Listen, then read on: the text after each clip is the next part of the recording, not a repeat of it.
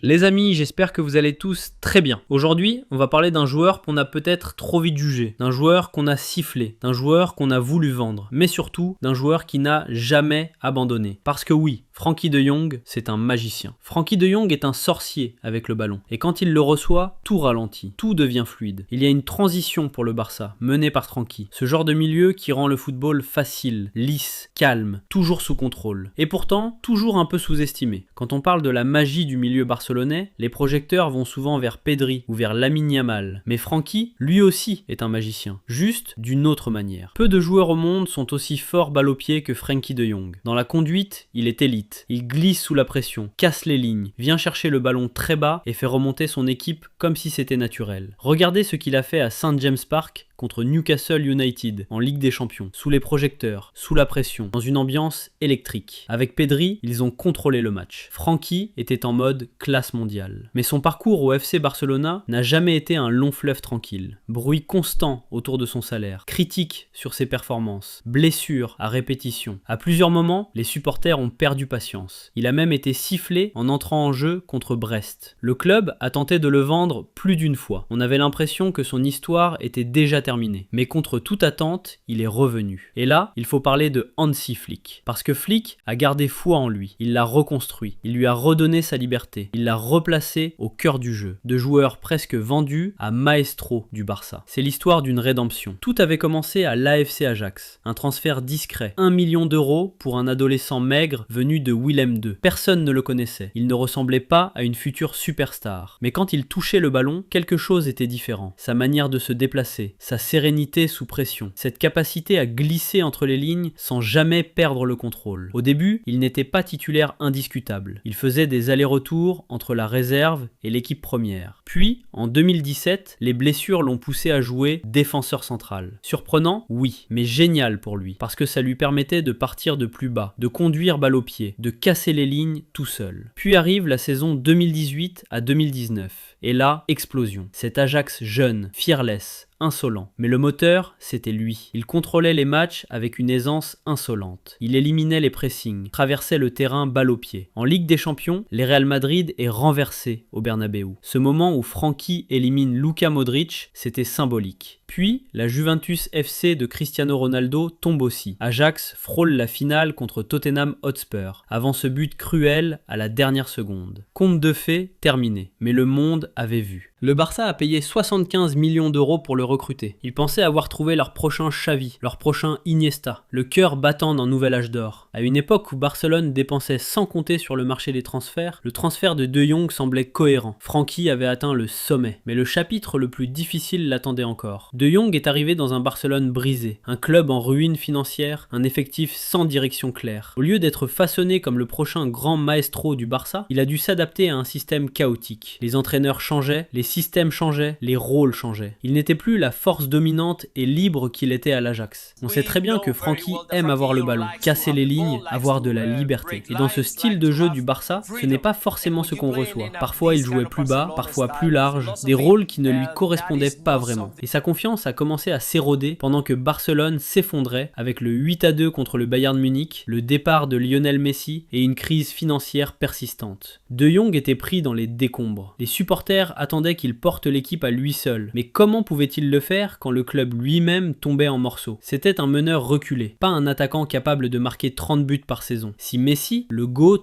ne pouvait pas sauver le Barça, comment Frenkie de Jong aurait-il pu le faire depuis le milieu de terrain? En 2022, beaucoup ont commencé à douter. Était-il simplement le produit du système parfait de l'Ajax? Le Barça avait-il gâché un autre talent? Sa chute ne concernait pas un ou deux mauvais matchs. C'était un effondrement complet de confiance autour de lui. Puis, les fuites dans la presse ont éclaté. Un journal espagnol a révélé les détails de son contrat. Report de salaire en 2021, 18 millions garantis les saisons suivantes, bonus, prime de fidélité. De Jong était choqué que les termes de son contrat aient été divulgués. Imaginez être tranquille à la plage et voir votre salaire exposé au monde entier. Il y avait des rumeurs selon lesquelles Barcelone voulait le vendre à Manchester United pour se débarrasser de son énorme contrat. À l'époque, Erik ten Hag était à United et il était lié à presque tous ses anciens joueurs de l'Ajax. Mais malgré tout cela, la position de De Jong n'a jamais changé. Il a toujours voulu rester à Barcelone. Puis, il s'est blessé à la cheville en avril 2024. Fin de saison, Euro manqué. Les rumeurs ont empiré. Alors comment a-t-il inversé la situation? Le tournant ne vient pas d'une performance incroyable, il vient d'une décision. Quand Hansi Flick est arrivé à l'été 2024, il a fermé la porte à toute discussion de vente. Il a déclaré que De Jong n'était pas un luxe, mais la base du nouveau projet. Barcelone est passé à un 4-2-3-1 plus flexible. En possession, cela devenait souvent un milieu en boîte. Au lieu de demander à Frenkie de rester fixe, Flick lui a donné de la liberté. Il a placé Pedri à ses côtés. Et le résultat a été un joueur complètement transformé. Frenkie décroche bas pour recevoir des défenseurs centraux. Il est devenu la solution principale pour sortir du pressing. Il peut éliminer un pressing haut à lui seul. Même contre un bloc bas, il trouve des solutions. Sous Flick, il porte plus le ballon vers l'avant. Il gagne plus de duels défensifs. Il joue des passes plus longues et plus progressives. Il touche le ballon plus bas pour lancer les attaques. Ses touches dans le dernier tiers ont diminué, mais son influence globale a explosé. Contre Elche, il a livré l'une des meilleures performances de milieu de terrain de la saison. Quand Pedri n'est pas là, c'est lui qui doit trouver les passes vers l'avant. Ces 2 dernières saisons ont montré à quel point Pedri et De Jong sont complémentaires. Il est presque impossible de les presser. Contre Newcastle, ils ont fait courir leurs adversaires dans le vide. Face à Valencia, victoire 7-1. Frenkie était partout. 119 ballons touchés, 98% de passes réussies, rythme totalement contrôlé. Puis vint la nuit du 26 octobre 2024 au Bernabéu. Barça 4-0 Real Madrid. Frenkie au cœur du chef-d'œuvre. Il a physiquement dominé le milieu et neutralisé Jude Bellingham. Chaque pressing madrilène était brisé par des passes verticales rapides vers Yamal et Rafinha. Frenkie rappelle à tout le monde qui il est. Ce qui le rend spécial, c'est qu'il peut dicter le tempo, mais aussi porter le ballon avec vitesse et élégance. Peu de milieux combinent ces 2 qualités. Il est excellent en espace ouvert comme dans les petits espaces. Plus c'est serré, mieux c'est. Défensivement, selon la situation, il peut être redoutable. Flick a compris tout cela. C'est pourquoi il a demandé au club de ne le vendre à aucun prix. D'un joueur sifflé à titulaire indiscutable. Des doutes aux applaudissements. Les mêmes supporters qui le critiquaient chantent maintenant son nom. Frenkie de Jong est redevenu le leader du milieu du Barça, le régulateur du tempo, l'un des meilleurs milieux d'Europe.